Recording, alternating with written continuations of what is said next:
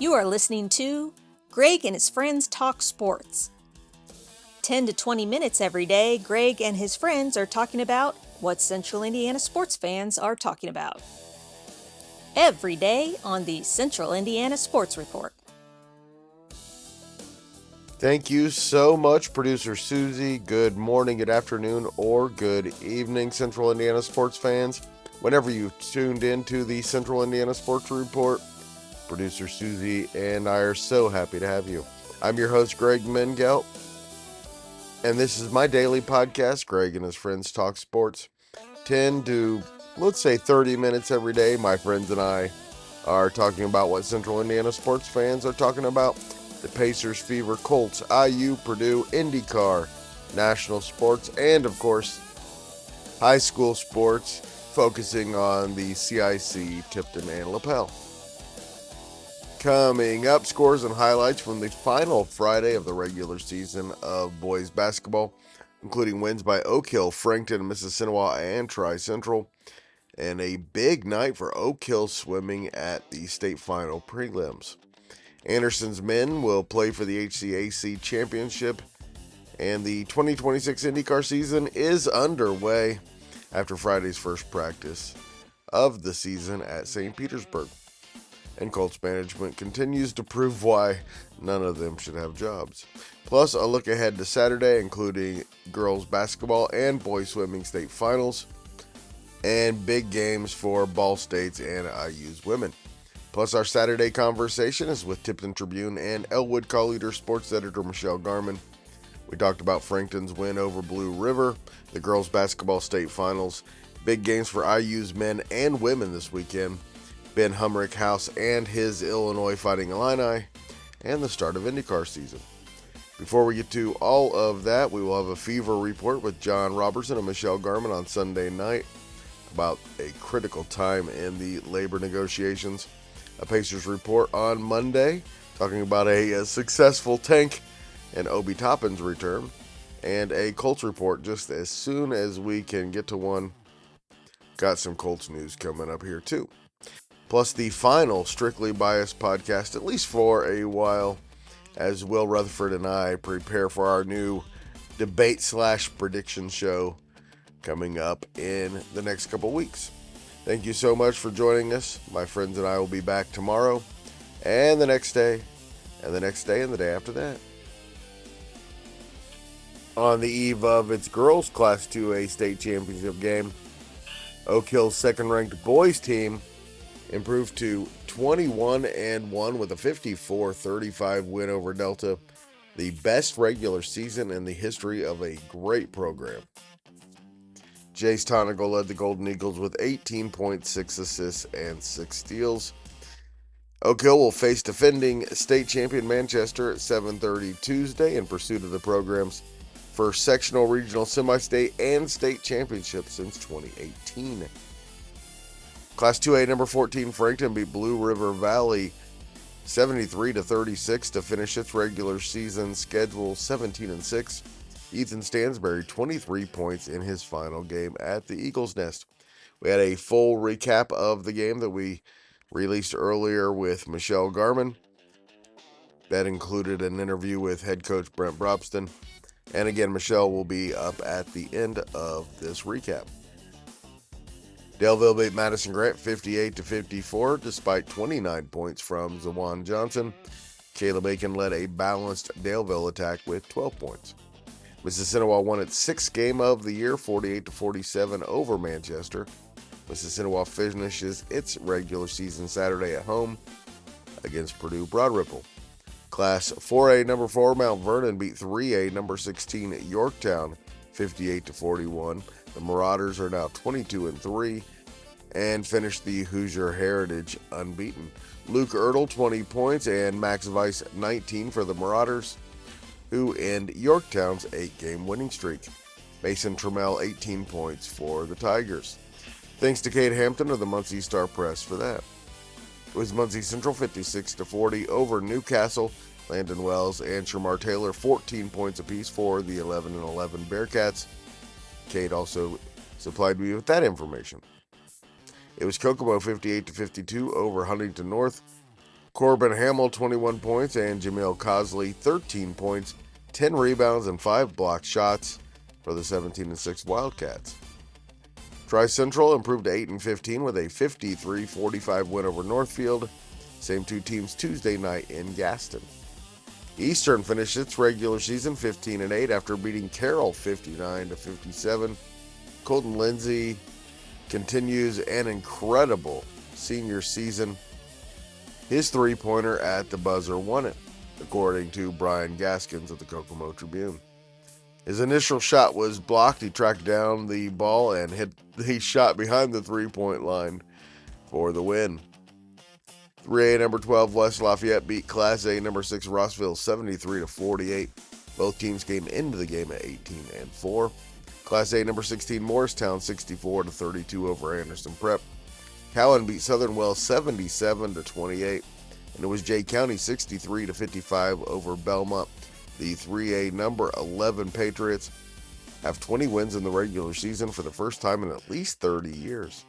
Graydon Swoveland 19, Jaden Coomer 18 for Jay County.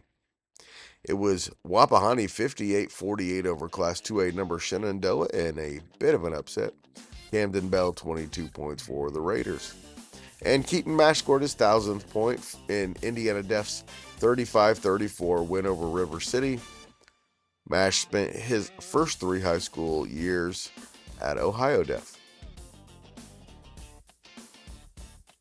What a night for Oak Hill swimming. Senior Cale McCann and freshman Cooper McQuiston both will swim for a pair of state championships Saturday at IU Natatorium in Indianapolis. In Friday semifinals, McCann was the third fastest swimmer in the 50 freestyle, just 0.18 of a second behind Bloomington South's defending state champion Peter Kovacs, and 0.02 of a second behind Fisher's junior Alex Koo. And in the 100 butterfly, McCann was 7th best on Friday and 49.62 in a bunched up field. Koo is the top seed in the butterfly after going 48.15 in Friday's prelims. The top 8 swimmers from Friday night will swim for a state championship on Saturday. The 9th through 16th finishers will swim in the consolation heat. In his first state finals, freshman Cooper McQuiston was 6th fastest in the 100 and 200 freestyle on Friday. McQuiston, McCann, and teammates Braylon Carey and Evan Bledsoe finished 4th in Friday night's prelims in the 200 medley relay, so they will swim for a state championship as well, along with Carmel, Noblesville, and Fisher. The same foursome finished 7th on Friday night in the 200 free relay in 1:26 flat. Homestead was the fastest in that event. Carmel and Fisher's also in the final on Saturday. Bledsoe will also return on Saturday to swim in the breaststroke consolation heat. He was 11th fastest Friday in 57.56. That's really fast. Carmel went 1-2-3 in the 200 and 500 free. And we'll also have 3 swimmers in the final in the 200 IM, as the Greyhounds will almost certainly win their 12th consecutive state championship and 26th overall. Hamilton Heights senior Aiden Clark finished 27th in the 200 IM. Muncie Central sophomore Gavin Cook was 26th in the 50 freestyle. Delta's Samuel Stokes was 31st in the 100 butterfly. Oh, and I forgot Homestead, Bloomington South, and Carmel are the top 3 seeds in the 400 free relay. The Colts incompetence continues to prove out as the front office announced Thursday that Anthony Richardson's been given permission to seek a trade. Feel bad for him that he was drafted by this organization. Drafted guards and unproven quarterbacks with top 6 picks. And, by the way, taking Leatu Latu over Jared Verse, just criminal. And Chris Ballard is still the general manager. It's insane. In women's college basketball on Friday night, number 4 Marion and number 6 St. Francis set up a date in the Crossroads tournament with wins on Friday. The number 1 and 2 seeds easily won, with Marion beating Indiana Wesleyan 87-45, and the Cougars beating the Pilots 74-53. The championship game is in Indianapolis on Monday night. The men's semifinals are Saturday, with number 19 Bethel at number 2 Grace in one semifinal at 1 o'clock in Winona Lake, and number 22 Huntington at number 4 Indiana Wesleyan and Marion at 3. Indiana will face Transylvania for the HCAC Championship Saturday at 6 at the Beck Center in Lexington, Kentucky, after the Ravens beat Rose-Hulman 74-73, and Transylvania beat Franklin 86-75. DeMonte Ferguson's layup with 3 seconds left sent Anderson into the championship game. The Ravens lost to Franklin in last year's title game.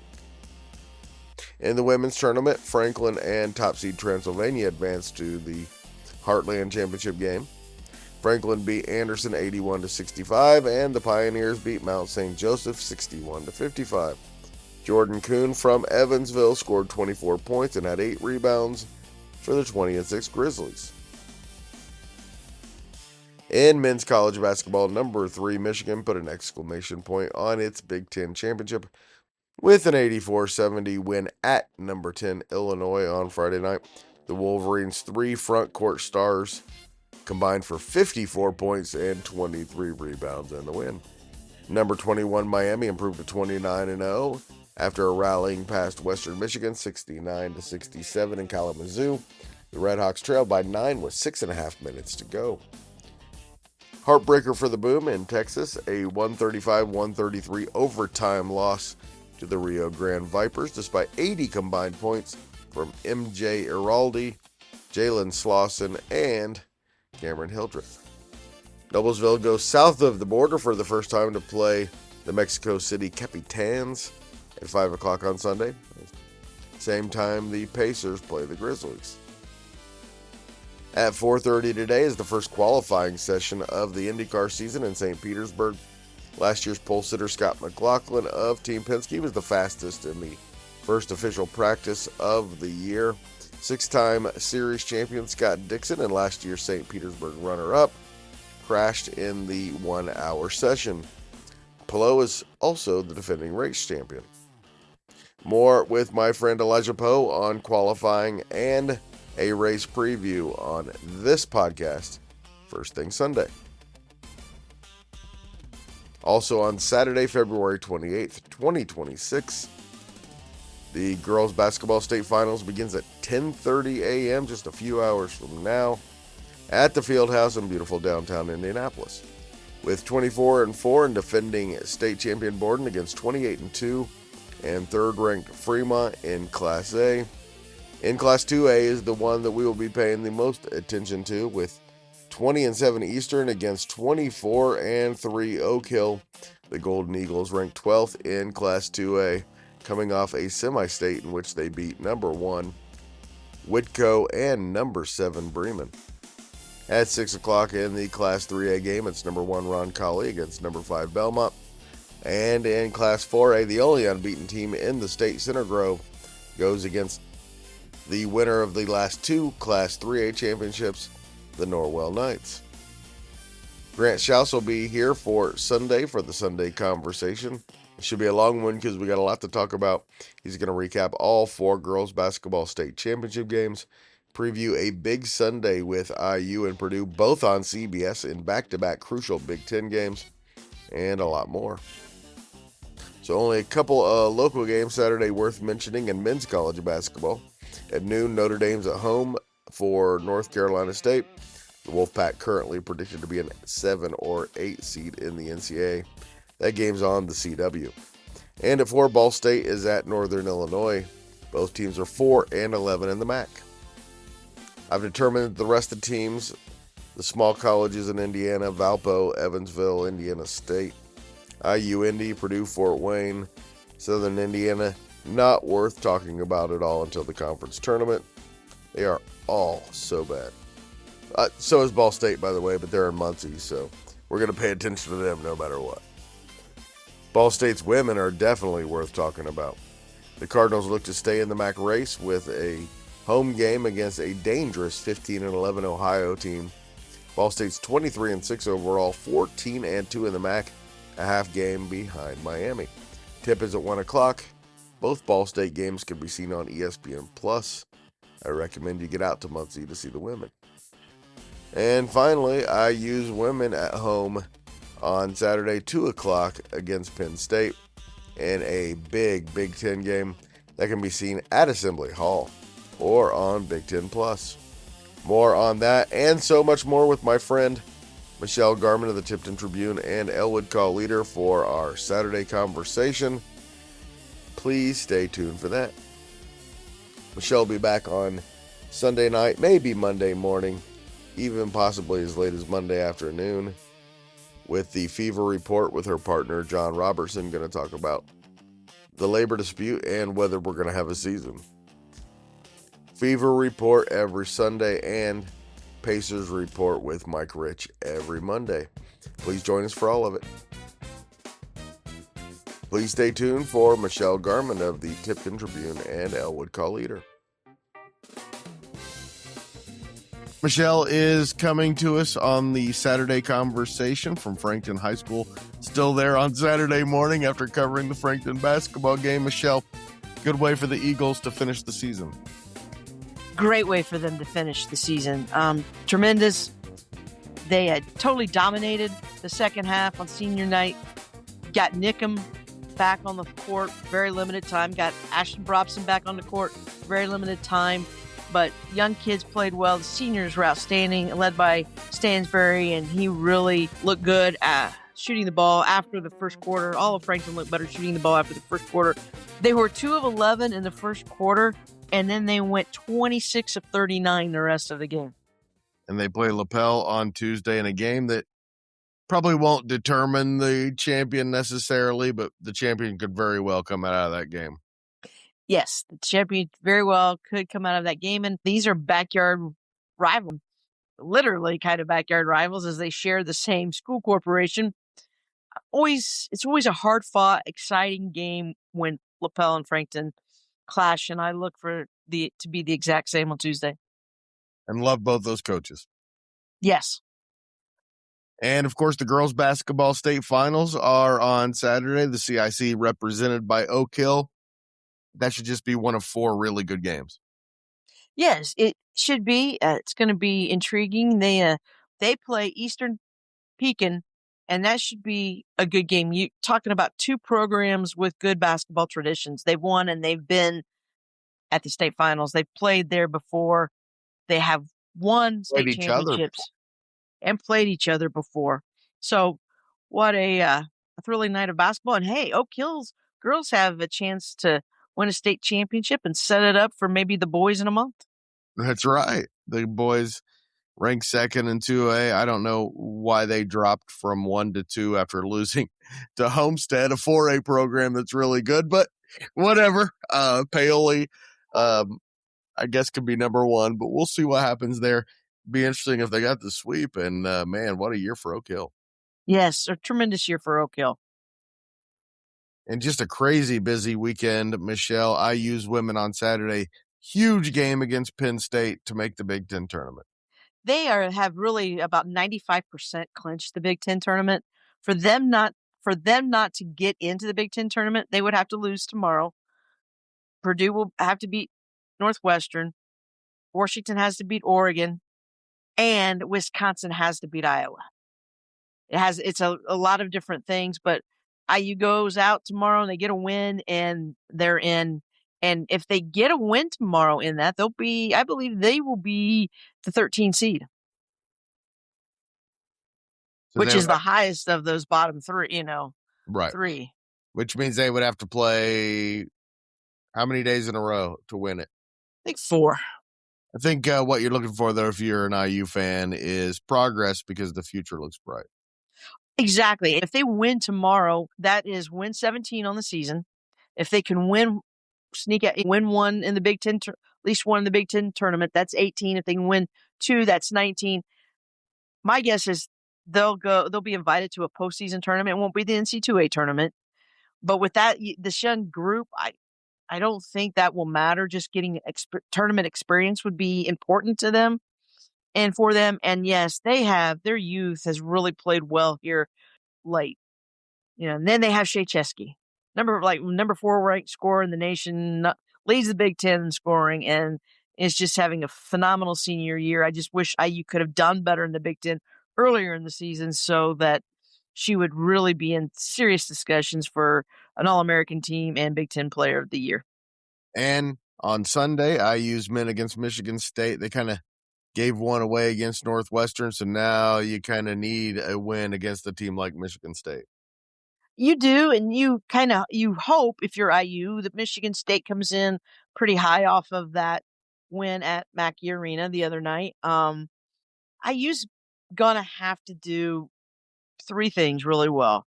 1, they're gonna have to rebound. They have to be as evenly matched with Michigan State on the boards. 2, they need to be knocking down 3-point shots, and it can't just be Wilkerson and DeVries. They've got to get more from the rest, and they have to take care of the basketball. And tonight, Michigan put a little exclamation point on its Big Ten championship by winning at Illinois 84-70. The Wolverines were awfully impressive this year. Yeah, the Wolverines really are impressive. I think they're one of the top 4 or 5 teams in the country, and I think they're probably a school that definitely could, or a team that definitely could win the national championship come April.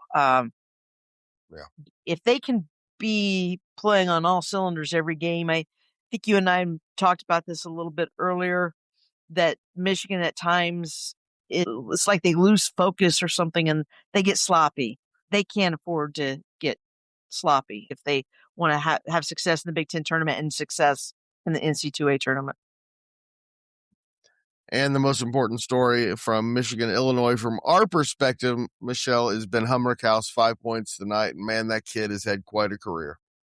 He has 5 points tonight, did some other things well, coming off a 15-point performance in that disappointing loss to, I think, overtime loss to UCLA. I saw Ben. He was at his brother's senior night at Tipton on Tuesday when the Blue Devils beat Lewis Cass, and I got to talk to him a little bit afterwards, and he's enjoying himself. He's just a great kid, and his goal is to play professionally somewhere. Probably Europe. He believes he can make more. Believes maybe he can make more money in Europe. So. Very nice, Michelle. What are your plans for Saturday? My plans for Saturday are I will be driving down to Bloomington to watch the Indiana women live, and then I will come back, and I have a social engagement actually with your mom and Roger and our trivia group are having a little get together at but I will at some point, my goal is to catch up on the girls basketball state tournament games. So what I will probably do is I will follow along the scores and see which games that I might want to pay and view when I get home tomorrow night. And last thing, IndyCar season gets underway on Sunday, and that was a really fun podcast we did on Thursday. Oh, hey, that was a fun podcast. It was nice to have as many people on there as we did for the podcast. Qualifying is on Saturday, correct? Correct, 4:30. I'm anxious for that. There's a part of me that is going to be rooting for Ray Hall Letterman Racing. It's because a former Tipton graduate and a friend of mine, and one of my former 6th grade basketball players, now works for Ray Hall Letterman Racing. So, one of my favorite teams, Michelle. Everybody go check out that podcast. It was a lot of fun if you're an IndyCar fan, especially. And Michelle, Sunday is insanely packed for the Central Indiana Sports Report. We got IU, Purdue, both on CBS. We've got IndyCar, first race of the season. We got the Pacers at 5, the Noblesville Boom play at 5. Just insanely packed day on Sunday, and I love it. Yeah, it is a packed Sunday. It's It will be a fun sports day, I guess. I'm glad I don't have to go anywhere. I can just sit home and enjoy it. I'm going to enjoy it with producer Susie. There you go. Thanks so much, Michelle. Have a good night and enjoy your Saturday. Busy, busy time for those of us crazed about sports, particularly basketball. And I don't apologize to any other sport for saying I'm most passionate about basketball. Track and field be pretty close. Thanks so much to Michelle for joining me. Thank you so much for listening. If you want this show to continue to grow and thrive, please do us a huge favor and share it with a friend. I know you're thinking of someone who would like this podcast. Send it to them right now. Thank you.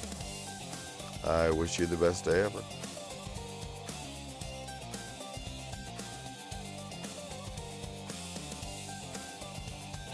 The Central Indiana Sports Report is a product of ITG Media, and I love Susie.